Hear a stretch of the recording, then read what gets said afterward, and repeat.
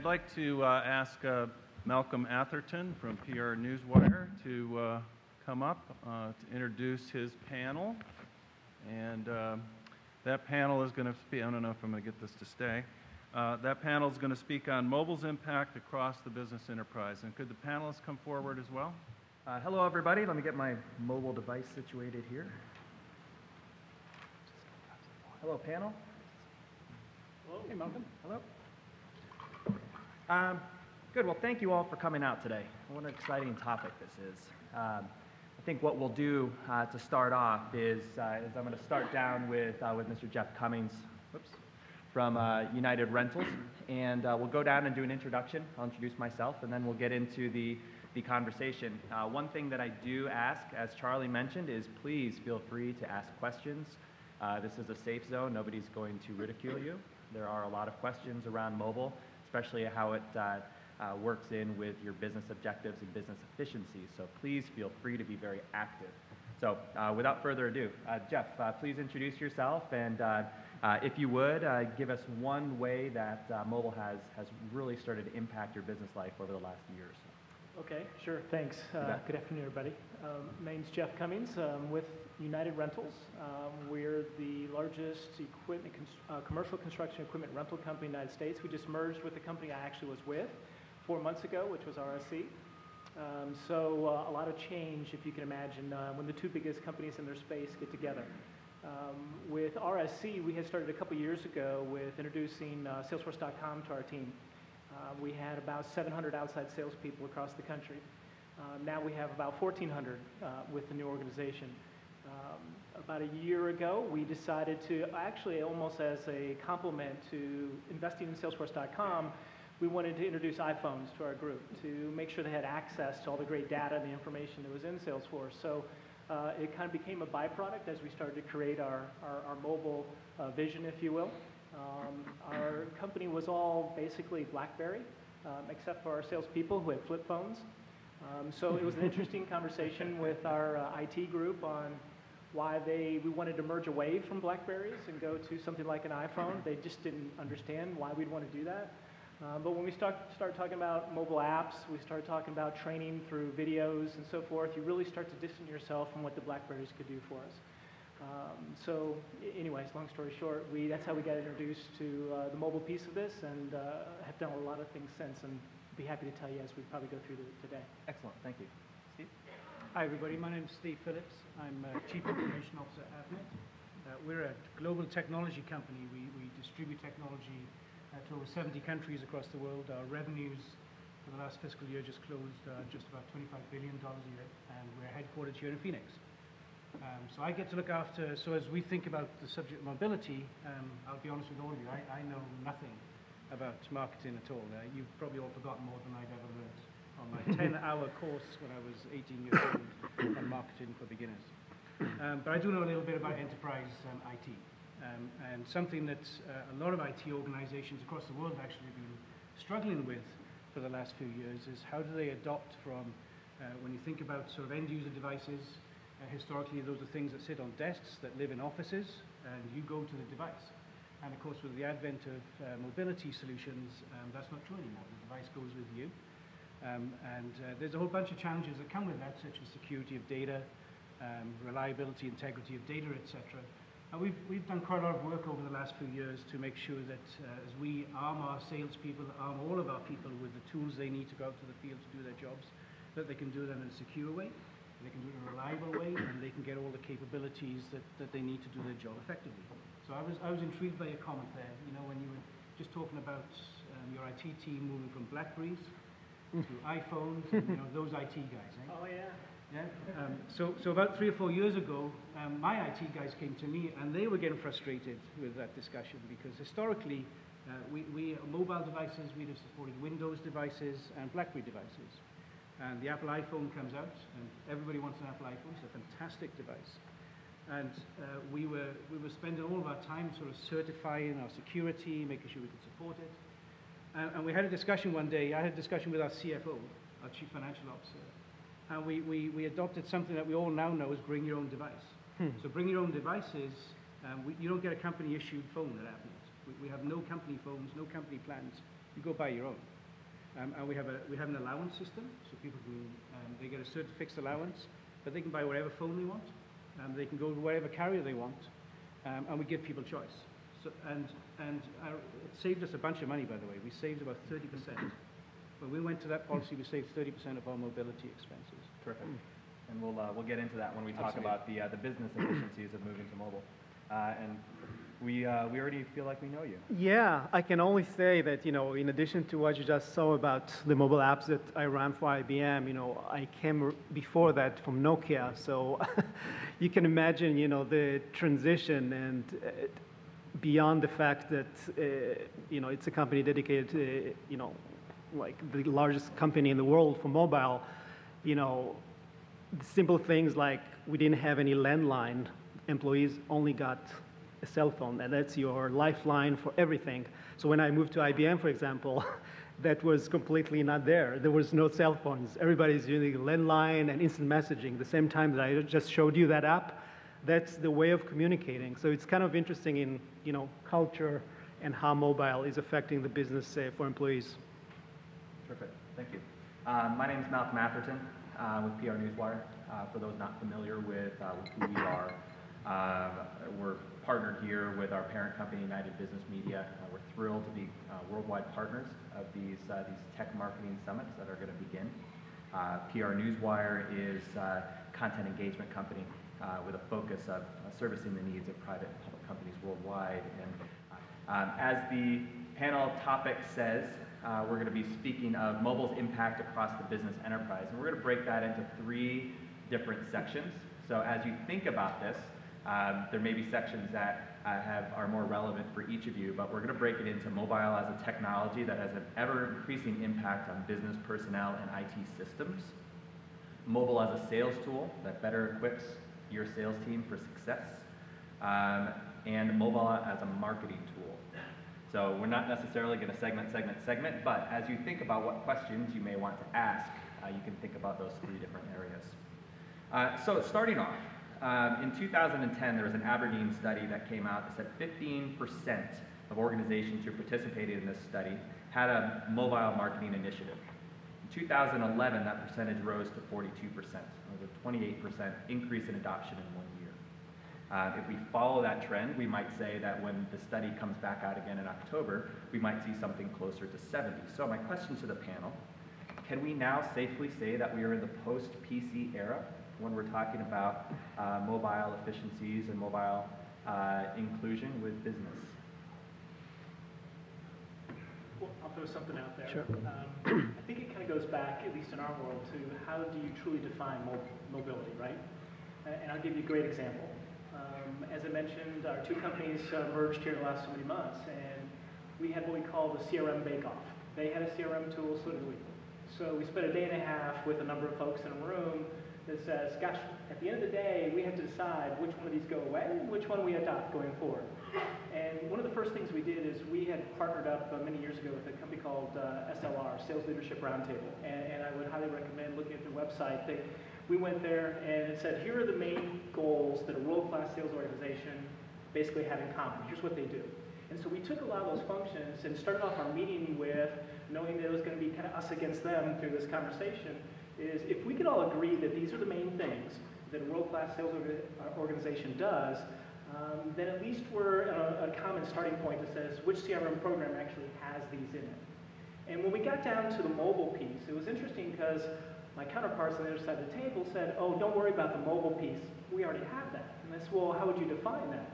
And they said, well, our guys have laptops and they have air cards, so they can access their emails. We feel like we're good on the mobile side. And I said, well, think about it in a different light, right? That if mobile is truly designed to enable your salespeople, to make them more productive and more efficient in what they do, how does what you do actually get you there?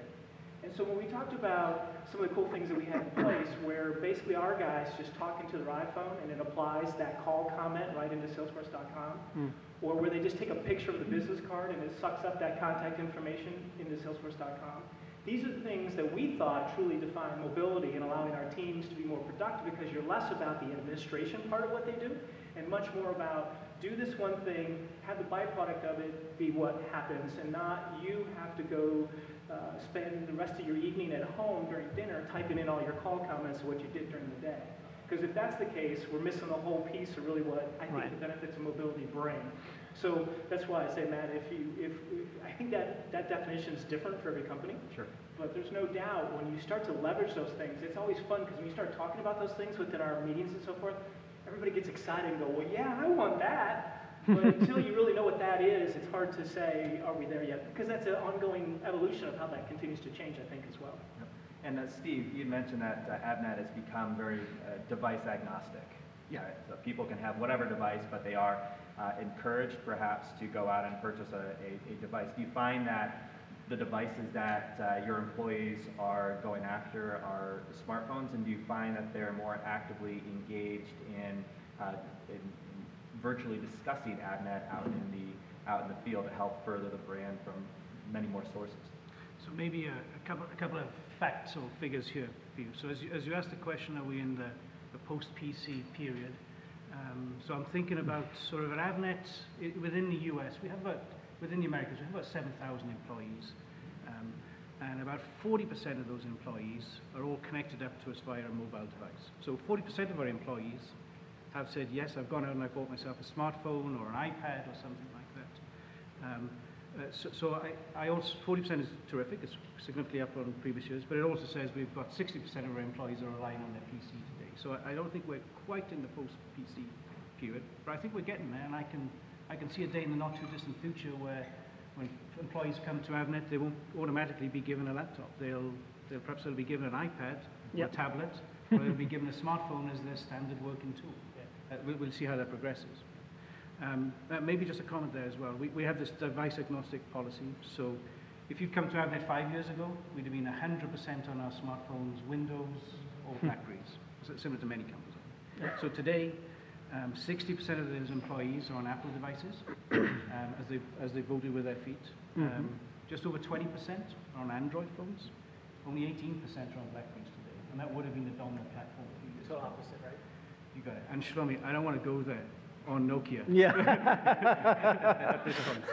Well, I'm not there anymore, but I can tell you, obviously, as I mentioned, at Nokia, it was like, it's like nobody get a computer, but they get a cell phone.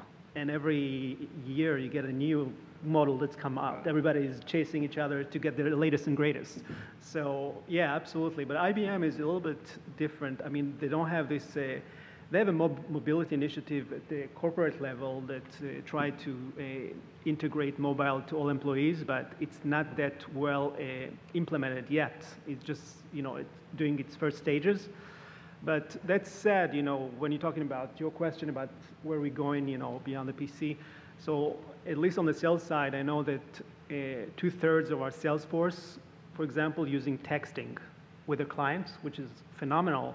So we just grabbed on that and started an SMS pilot with them that's kicking off, which is a fantastic opportunity. And when you think about it, it's not about just the one-to-many effort that commonly people think about SMS campaign, but I'm talking more about the one-on-one relationship. Your sellers has already established relationship with your clients. They're already texting to them. So what we do is basically arming them in the back end with contextual offers and things that make sense. I want to build on that point if I could. So I'm sure like many of you, I must get hundreds of spam emails every day. Yep. And I'm almost conditioned at this point. When I come into the office in the morning, my first job is to clean up my inbox. And very candidly, I sort of get into autopilot at some point and just delete, unless something stands out to me. If somebody sends me an SMS text, I'm reading that kind of thing because there's very little spam that comes out. Right. And that doesn't get auto-deleted at all. This is actually a fantastic point. I think, if you're ever considering going to the SMS, permission is super important. People are super annoyed if you're going to start sending them stuff without getting permission. You can even get into trouble. Think about a recent case with Jiffy Lube. I don't know if you know that. They completely bypassed that permission thing and got dinged by 47 mil lawsuit. So this is really, really can hit you hard if you're not following, the rules, coming up with a statement that, fees may be applied. get your opt-in statements in order. So getting the ability for the end user to opt out, another important guideline. So just be aware, it's a fantastic tool, but you just need to follow the guidelines. Yeah. Matt, one more thing to your point, right? Are we getting somewhat past the PC stuff, right? Just in case there's anybody from Microsoft in the audience here, if you would help us get Word, Excel, and PowerPoint on the iPad, we'd be closer to actually taking that leap to go from the laptop to the iPad type thing, right? If as long as that would get resident, I think we'd be a lot closer to saying, at least from our sales group, we'd be able to take that shift. Be a big impact. Just a show of hands, who either leads a sales team, owns a company that has a sales team, or is a member of a sales team and has been provided with mobile access, and they use that as part of their job? Oh, wow. Terrific. When we talked a few weeks ago, I had an opportunity as a panel just to chat a little bit. Jeff, you had talked a little bit about how outfitting your teams and sales teams having mobile devices is certainly not a new thing, but you brought up some great ways that by United Rental sales teams having tablets, having smartphones out in the field was really very helpful from a competitive standpoint, as well as making you more efficient. Can you share some of that with the audience? I thought that was very interesting.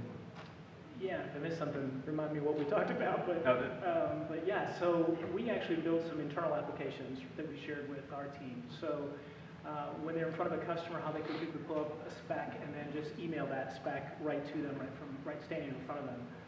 How we could find our locations, and right when you find the location, how you click another button and email that information, request or what have you to the location. We have, through the Salesforce.com, we have a mobile app then that they access through their iPhone as well. We've been able to expand that. So we built in things like Sales Coach in our libraries and so forth. So literally just a couple buttons and they have access to all the sales training, all our marketing materials. And it's really helped, I think, keep everybody in sync so that, you know, one of the stats we heard quite a while ago from a marketing perspective is that it kind of goes as a common knowledge that all the marketing material we build, about 80% of that goes unused in the field, right? And then about 40% of the sales team's time is actually spent on redeveloping what you've probably already made for them. And so this was a great way to kind of keep all that in sync. And there again, push the effort on, you guys should be out selling and allow us to provide all the tools to allow you to find the customers faster. For example, another app that we use for everybody, it's a nearby app that Hoover's actually produces, it's free. And so we deployed that for all of our Salesforce as well. So anytime they're out actually seeing a customer or prospect, they can click on the Hoover's app and it'll show what other companies like theirs that they're looking at are close by them. And then they just click on that little dot and it tells them about the customer. And it'll actually give them directions from where they are to get to that customer. So yeah, some things like that. I think when you start laying that out, you go, well, how could we not be even a little bit better, just giving our folks some of the tools to access, understand who our customers are, and then the campaigns that we build internally as well to help understand one customer's maybe a little bit better to go see than another. So yeah, quite a few things. Steve, Shalami, have you had experiences, positive experiences with the creation of either mobile apps that you, an organization, have created for your sales and marketing and external forces, or just making your own sites that you might be able to refer customers to more mobile friendly? Has that helped from, again, a business efficiency perspective? Shall I go? Yeah, go ahead. So we've deployed quite a few applications out to our people, and I put them into two categories. Actually, there are sort of sales-related type of capabilities on mobile devices. So maybe a little like you, our field salespeople, as they go out and they're traveling or they're knocking on doors, they're visiting our customers, they can check order statuses online, they can check inventory statuses for potential orders, pricing, etc. So there's a bunch of tools we give them that let them be more efficient. We don't actually process orders online because the coding process is fairly complicated, but certainly they can do quick lookup type capabilities. And then the other sort of capability that we have are more sort of business, general productivity type capabilities. So by far and away the most popular is email, of course. Yeah. So we've got people on the road, they can check their email perhaps when they're stopped up, parked up for a few hours, etc. I'll give you my personal favorite. We have quite a few business type applications. My favorite is our iContract system.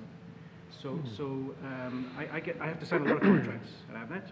We buy a lot of things from a lot of people. And in the old days, so going back a couple of years ago, I used to dread being out of the office on vacation or out for a few days. I'd come back in and there'd be a stack of contracts on my desk. And I'd sort of get my pen out and sign them all, hopefully signing the right things, etc. Because I was just rushing to get that done. Now I can do that on my mobile phone. So we have a secure system. I can look at the contract online. I can sign it electronically. And everybody's happy. I'm happy because it uses up that sort of dead time you have between meetings, or you're stuck in an airport waiting for a plane. It's productive time now, whereas it wasn't productive.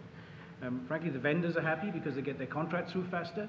And the Avnet team is happier because it's not sitting on my desk. It's those contracts are moving and getting executed on. So we have quite a few workflow applications that are useful at making us generally more productive. And I think in general that theme is going to accelerate for many companies, I think. Yeah. Yeah, basically, as you saw from my initial presentation, our mobile apps are broken into 3 categories. The first one is we call them the quick reference apps that are dedicated for each of the product lines. So sellers definitely use those as a way to get updated information with offline accessibility, which is great.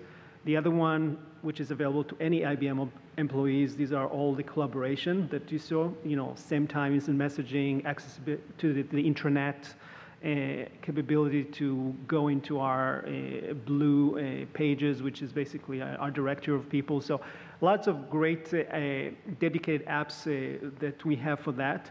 But I can say that there's a whole new initiative at IBM right now that we are starting to kind of look at the next generation of apps, and those are, to us, going to look more like what we call responsive design. So they're not really native apps, but they're actually using a mobile web that's going to adjust themselves to the tablet, to the devices. You don't have to worry about million specs for BlackBerry, Android, and iPhone. Everything is going to be, maintained at the design level. So we're pushing towards that vision because I think that's going to simplify a whole lot of issues, both from speed of getting to market, dynamic updates, legal issues. Wait time, every time you push an app, you need to wait for the app stores to approve them. So you all know the drill. So there's definitely a whole new direction that we are working closely to get. Yeah. Perfect, thank you. We talked about SMS before. I thought that was an interesting thing. You mentioned that you're much more likely to read something that comes in the form of an SMS text. Question for the panel is when you look at SMS text, have you moved that into one for your sales force? Is that a recommended medium for your sales force to communicate with your clients? And do you find that it's been effective? Sure, I'll start. Yes, on the texting side, it's definitely taken off. Matter of fact, when we merged the companies, we found out that they kind of blocked that. They didn't want that. They looked at it as an expense. But one of the things, going back a couple of years, when we started with Salesforce.com, there's an element some of you guys may be familiar with called chatter. Chatter is a byproduct of what you get when you have Salesforce. And when they first showed us that, it's like, I don't know, just one other element that one other way to communicate. At some point, we gain too many ways to communicate, and then just all of a sudden we're not effective. But it was interesting because it was actually the first area that when we introduced Salesforce that our group gravitated to, had fun with, and just really launched with it. Matter of fact, we were the highest chatter users on the whole West Coast for Salesforce.com. So we have currently almost 400 different chatter groups today within our organization where you can make them private or public chatter groups, which I liken very much to the whole texting. It's just instant messaging type thing, right? That the entire group or subgroups can actually get your text. So the thing that's kind of cool about that is you can embed presentations, documents, photos, things like that into it without having to download the whole entire attachment that way. But nevertheless, yeah, it was a big piece for us, and it still remains to be.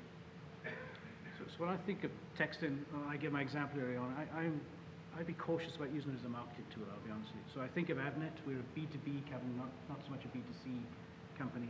And we rely on trusted, valued partnerships with our customers.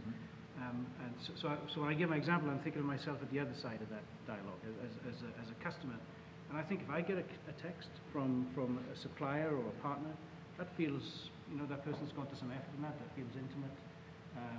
It's not lost in the massive spam email, etc. So I think for one-to-one type texting, it's very valuable, I think. I think as a marketing tool, I'll be honest with you, I'm not sure how valid it is from that perspective. And I'd be very cautious about some of the regulations around that and the need to opt in as opposed to Exactly. opt out. No, for sure. I mean, when we started, actually our first pilot was really around our quick reference apps, the mobile apps that I just showed you for each product line. The first thing you do when you first launch them, you get a form and you have an opt-in where we collect data. So for our last major product launch back in April, we wanted to leverage this opt-in data and run an SMS campaign. And it was not that amazing. I mean, the moment you do this, people give you their permission, they don't remember it. And it's a little bit, you got to develop a very strong relationship. And when you think about, and that goes back to my initial comment about all the mobile tactics that you have in your arsenal, you always need to match the tactic to the stage in the life cycle of your customer. This is really huge. SMS is like, we are already dating compared to, if you run like a display ad on your mobile, this is just like, it's an awareness play. So the SMS, just because of its intimate nature, you need to be super careful there and really do it only once you establish a solid relationship. That's why we opted to use it on the one-to-one existing relationship our sellers have with our clients. How about the audience? Has there been anybody that would like to contribute their thoughts on initiating either mobile as an internal business efficiency, or that's integrated it for sales or marketing purposes? Or if they have any questions about how they might initiate such a campaign.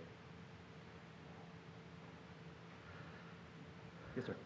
About data security, with all the mobile devices and all the sensitive documents that are going to all these devices, employees come and go. I'd like to hear what's being done from a security protection.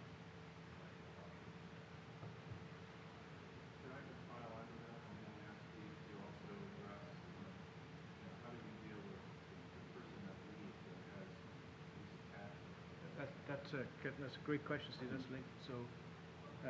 So the question is around data security on a smartphone. So if the individual owns the phone and there's company data on the phone, how do you make sure that the company is protecting that data? And to Steve's add-on question, if that individual leaves the company, what happens to that data at that point? So there are a number of tools out there these days. They've been around for a few years, but there's quite a marketplace now, and they're called MDM tools, or mobile device management tools. And these tools, I'm being a bit simplistic here, but they do two things, certainly from our perspective as Avnet.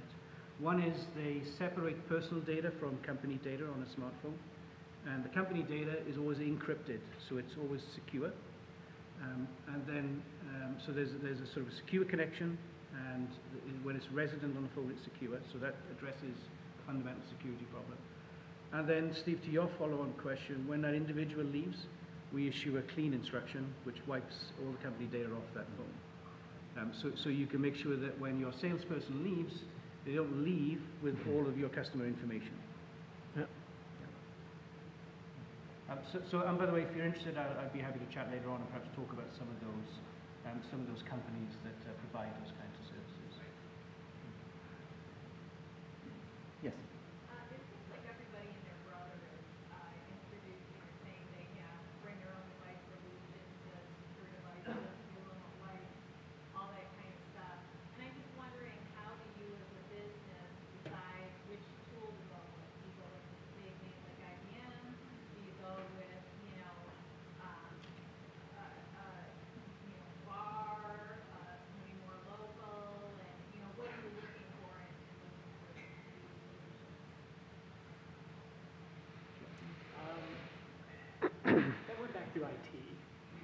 It was a number of things for us, because initially we were, when I was with ROC, we were at Lotus Notes House.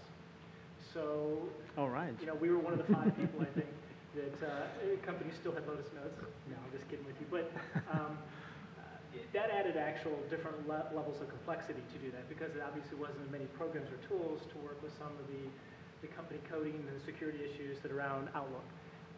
But we went through a different MDM server. We set up a separate, it was like a corporate iTunes account. And that would allow us to do exactly the same thing that Steve's mentioning. So if a rep had questions or problems or left or lost it, we can only hopefully find it remotely, but we could wipe it clean as well. But the main thing was who is really best in that space that we could look at, and we try to compare a couple different options. It was interesting because the more companies we asked about how you do that, it was very, from one extreme to the next, really it seemed like. It was very different approaches. So we really just had to partner up with what we thought was best suited for our infrastructure, how we were going to do this, and what we were looking down the future to adopt to that as well.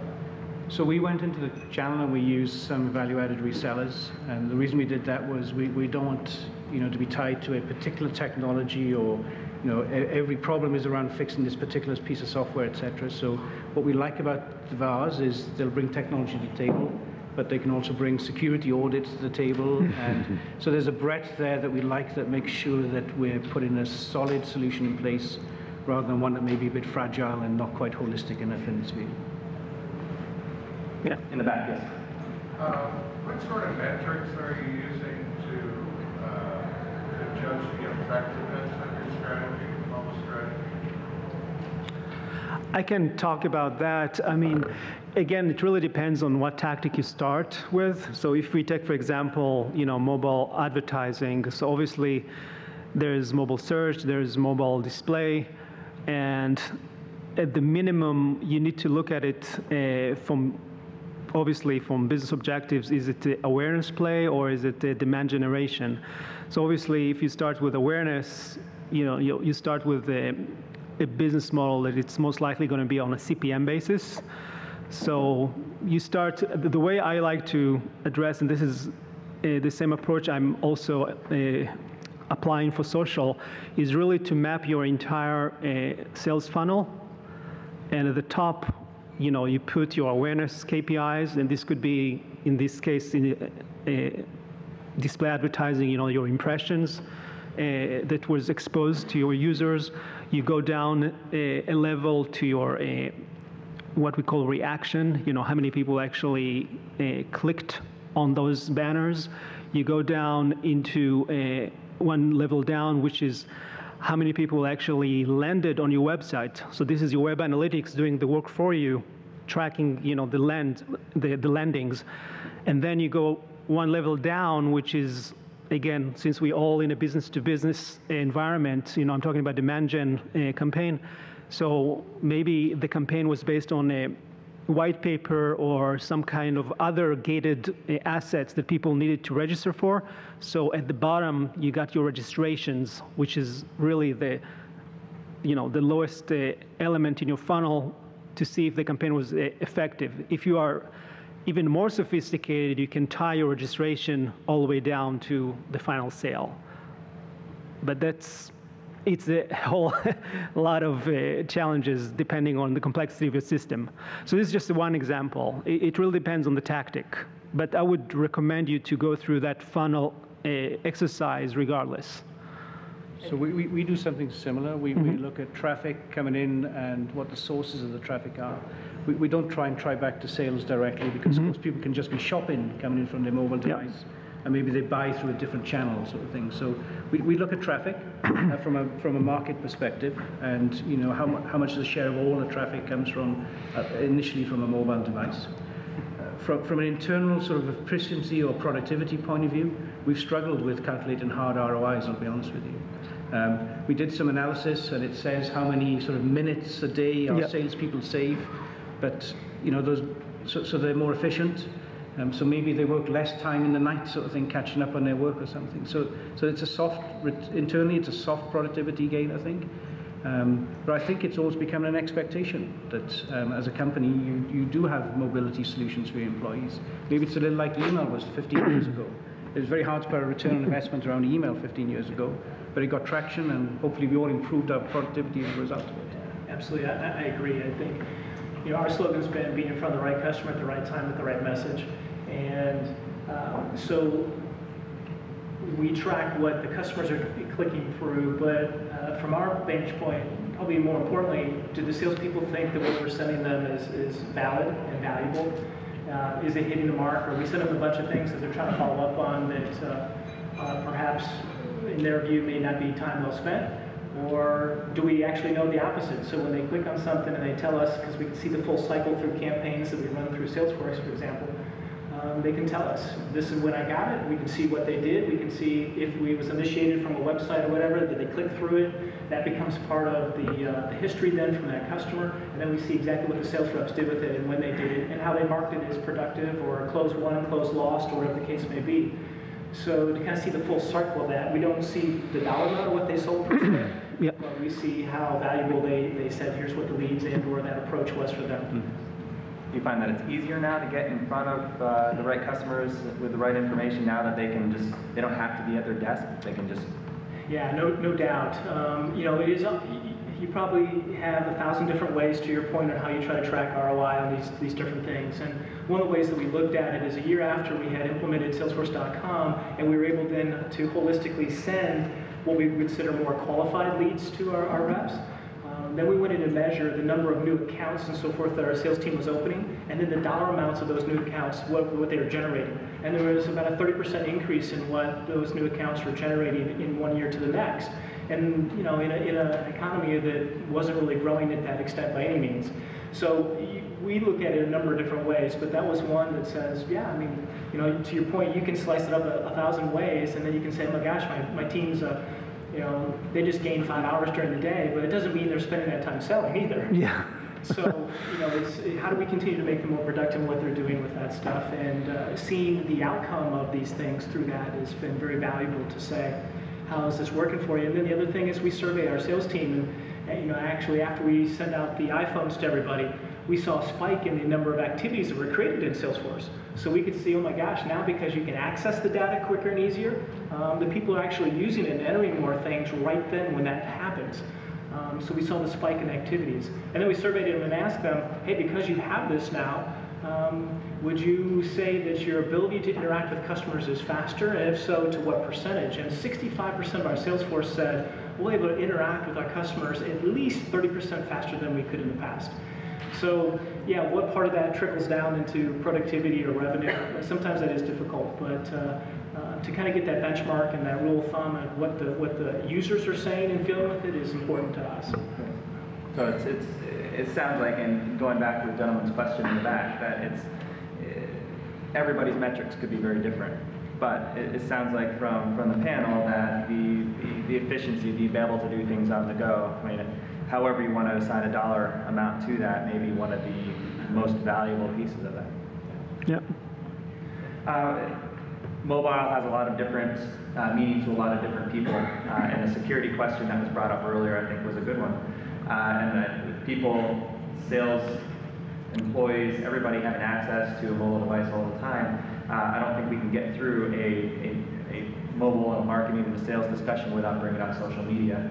And I'd like to discuss that with the panel and ask, how has social, especially now that your employees are outfitted across the board with these devices, has that helped from a business, a sales, and marketing perspective, or has that made things less effective because there's more to watch over? From our vantage point, one of the things that we embedded in Salesforce was LinkedIn. That seemed to work well for us because it gave our salespeople a little bit more insight to who they were dealing with, likes, dislikes, things of that nature that LinkedIn will give you. As far as Facebook and things of that nature, not so much for us at this point, maybe sometime in the future, but the LinkedIn piece was nice to have. Things that we didn't already know about our customers. So I think social media is very important as a tool to reach out to customers, partners, etc. And I'm just looking over here, and our lead recruiter at Avnet, Jennifer Wade, is here. And the first time I came across Jennifer was on LinkedIn, and she sent a note out on LinkedIn saying, "I'm hiring. And I just thought it was great leverage of a social media tool to kind of reach out beyond just sort of advertising, et cetera, in the regular press, et cetera, or online, et cetera, to reach out through a LinkedIn network.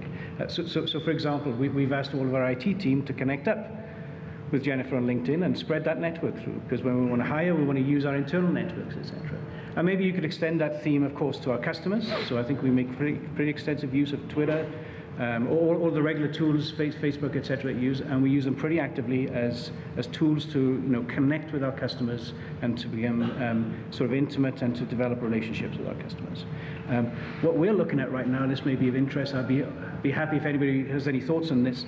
We're looking how can we use our own tool, so specifically Avnet branded tool, to sort of continue that dialogue in a sort of a one-to-one way as well as a one-to-many way with our customers and our partners, etc. And we're looking at various tools there. I think what we'd really like is sort of Facebook for the enterprise. And there are a number of tools out there. The one you mentioned one earlier on, I think, and we're looking at those tools right now. Yeah, so as I'm wearing, beyond the mobile hat, I have the social hat at IBM. So we actually, 3 months ago, we just released, actually implemented Spreadfast, which is a social media publishing and reporting platform.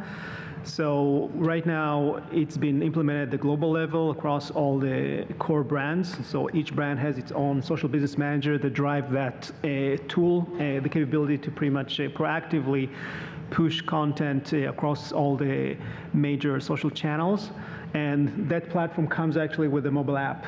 So they have the capability to do this on the go, which is nice. And that's on the, what I call the content proactive publishing. There's also the listening piece that we're currently working on, getting some real-time tools to allow us to monitor what's going on out there in the social sphere. So there's a bunch of tools available. Some of them are internal to IBM, some of them external. And this is part of what we do at Social in this area. Do you know, maybe as just a follow-on comment, I have 3 kids, Yep. 12, 15, and 18, and if we ever want to, when we're not with them and we want to talk with them, my wife and I, we never email them at all. We don't call them either because they never answer their phones either. We Facebook them or text them, and they're instantly on from that perspective. Yeah. But maybe that's representative of the generation coming through into the workplace in the next 10 years or so, and these social media tools, I think they consider what we would have thought of as email, we probably do think of as email today. It'll be those social media tools are their primary communication tools, I think. Yeah. Post-PC generation. Are there any, yes sir? Where does Skype fit in your different enterprises? I see it often in different communities in some of the same ways. It's a great question. One of the things we're doing now is trying to figure out how do we leverage Skype and/or things like Skype to do more internal training with our teams. So instead of bringing everybody together, we've actually looked at a couple different ways where you can bring the teams together virtually and then actually break them off online to go in their own little chat rooms, if you will, and practice or role play something and then come back with the rest of the group through the different the video connections, what have you.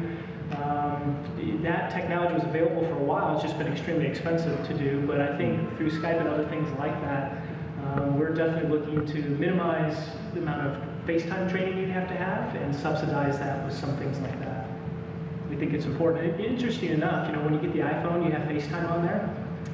It really wasn't a big thing. I really thought that would be more fun for our guys to get their team together one-on-one, sleep in his pajamas in the morning instead of out on the road where he should be, whatever. But yeah, not so much. And, if you've ever seen me in my pajamas at 6, you'd rather call me and not FaceTime. Maybe that was the point, not to do that. But yeah, I don't know why that hasn't taken off as much. We're seeing some momentum on it internally. So we've struggled a little bit with Skype. So I'll just put my IT hat on here. So all of our data networks, etc., we're really geared up for relatively small amount of data, and video traffic is a big hog in terms of consuming data capacity. So we've actually been retooling our networks over the last couple of years to get ready for Skype as one tool, but more importantly, video interaction. Yeah. So it's a very cost-effective way of handling one-on-one video. I think it works for some people, it doesn't work for other people. It's a tool that we want to give our sales teams and our marketeers, and we're providing that. And I think most companies will do something like that over the next sort of few months, few years sort of thing. We actually looked at Skype, but from IBM regulation, security-wise, they didn't make the pass. So we're looking at other tools that can help us, get our internal communications in this area. Other than that, you saw earlier that I showed same time, this is our instant messaging, and it has some video capability, but for some reason, not a whole lot of people are using the video side of it. It's a very competitive space, isn't Yep. it? There's Yep. a stack of very good vendors out Yep. there with very good offerings. I think. Exactly. Are there other tools? Are there other questions about tools that the audience would like to ask, or are there other favorite social tools that you found have been effective, whether it be for organizing your business, helping your day, or from a sales and a marketing capacity? Anybody else? Anybody heard of something that they may want to ask the panel? Yes. What about text messaging, SMS, for sort of data control? So for uploading data into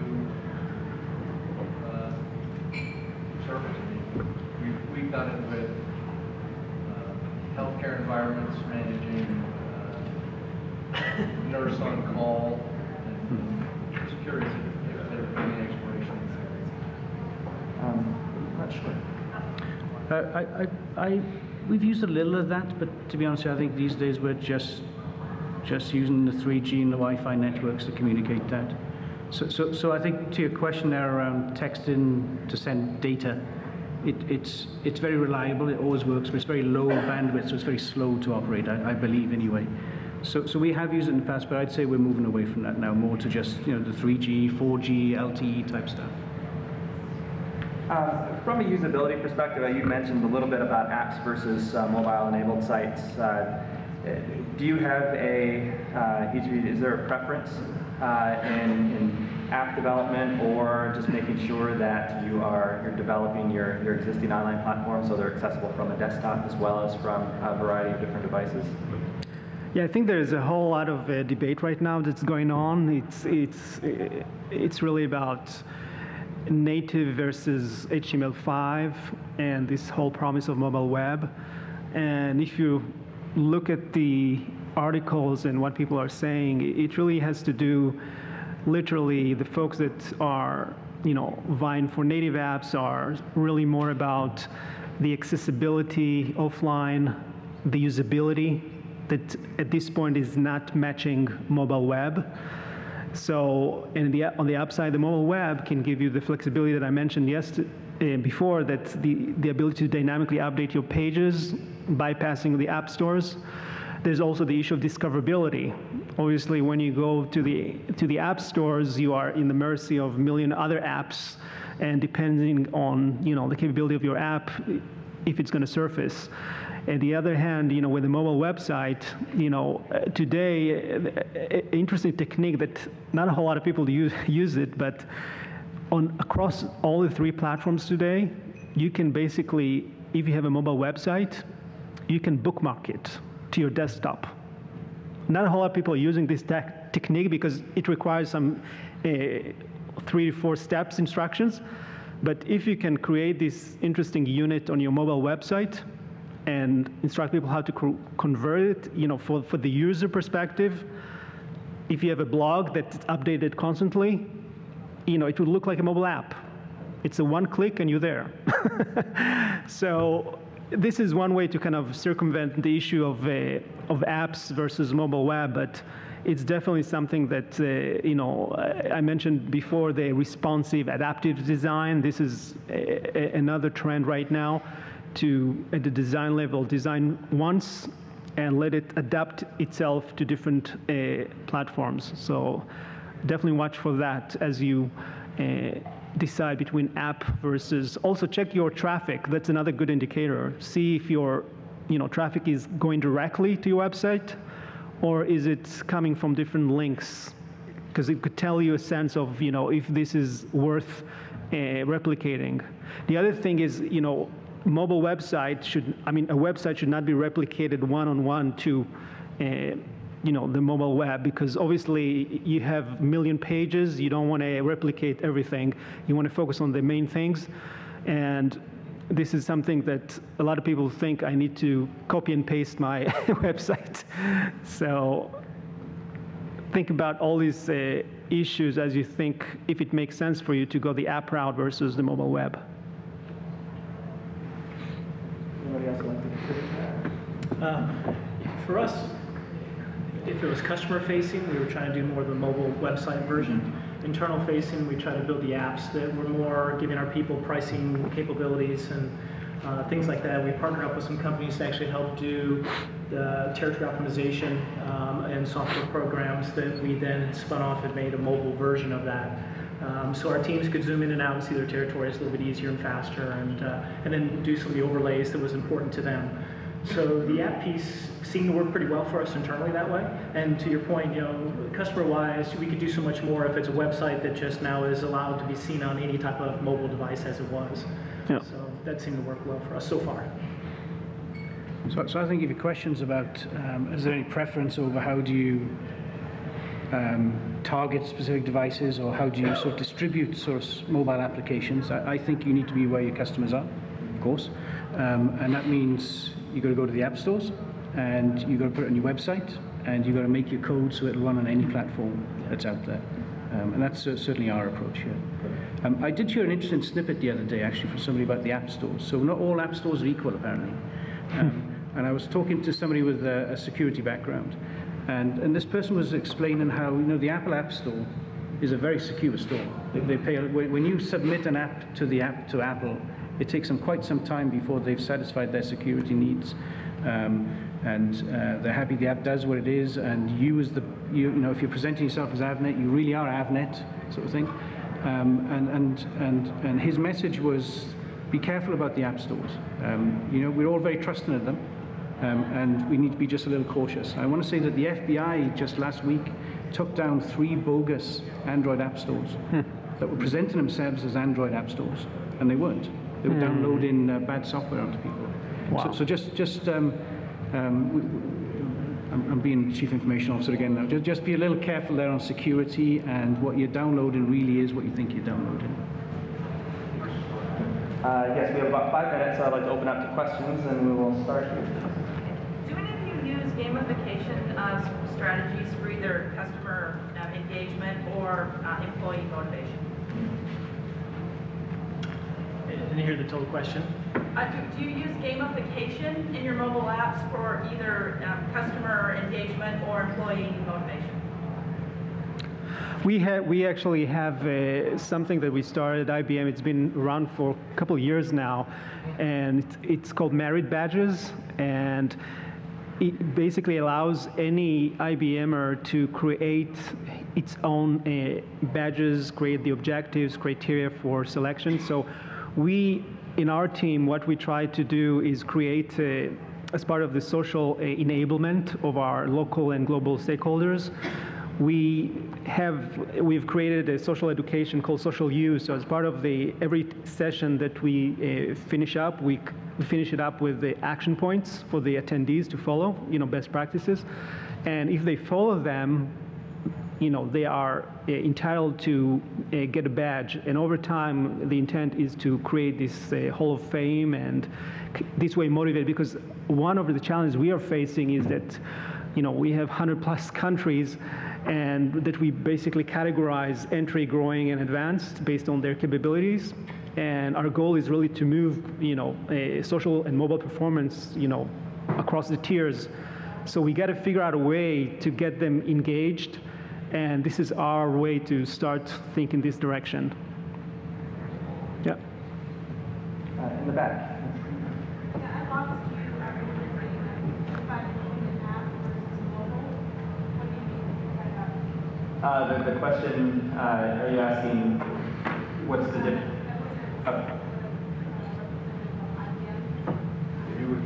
Can you repeat the question?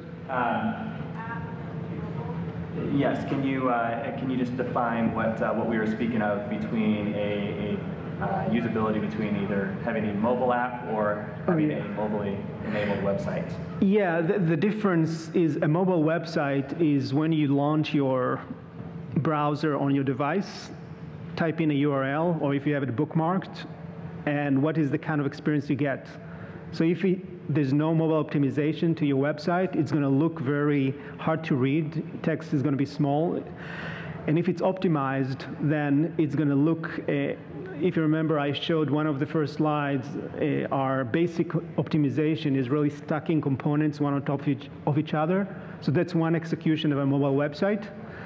And so the question was how, on one hand, should we move a mobile website versus mobile app? The mobile app, obviously, it's a much more controlled environment. The usability is much greater because you can control every aspect of the experience. And the debate is really, when you are in a point of deciding, okay, should I develop a mobile app or should I go mobile website? There's two approaches here. And that was the point I made earlier between the two. Yeah. The role of media types in the mobile apps or the mobile experience. Are there any best practices you can share about the types? I'm talking about movies or images or music or text. Are there any best practices that you have with both? Are there technical considerations for the types you use? Usability considerations, and do those collide sometimes, technical and I think, if I can jump in, but basically the major rule of thumb is when you're dealing with a small screen size, everything needs to be simpler, bigger, and the bottom of your screen, this is your hotspot area, because basically people are using their thumbs. So all the important things should be at the bottom for easy accessibility. And in general, you need to figure out what are you trying to do. Are you trying to create a page as a landing page for maybe a mobile advertising campaign? So that would require a different set of thoughts of how do you lay out the page, versus if you are just going, want to replicate a mobile website per se, and you have it on a multiple pages.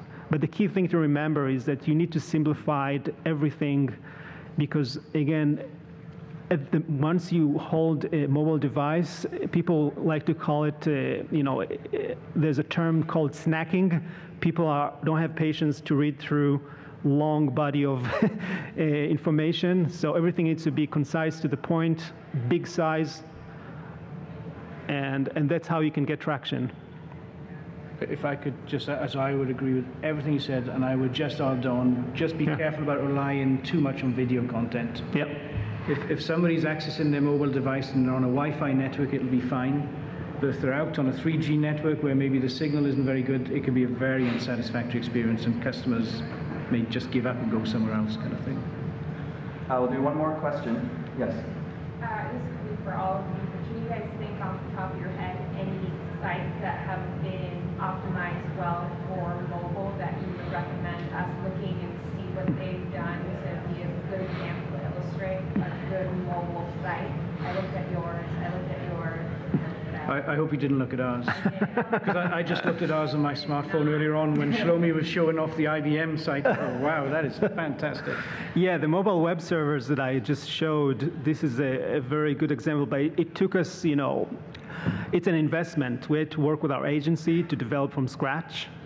So it's a complete different development magnitude than the stacked approach, which is basically a template that we have for all IBM websites. We call it V17. So if you comply with V17, you automatically get that. But it doesn't give you a whole lot of flexibility for campaigns and kind of a multiple column display.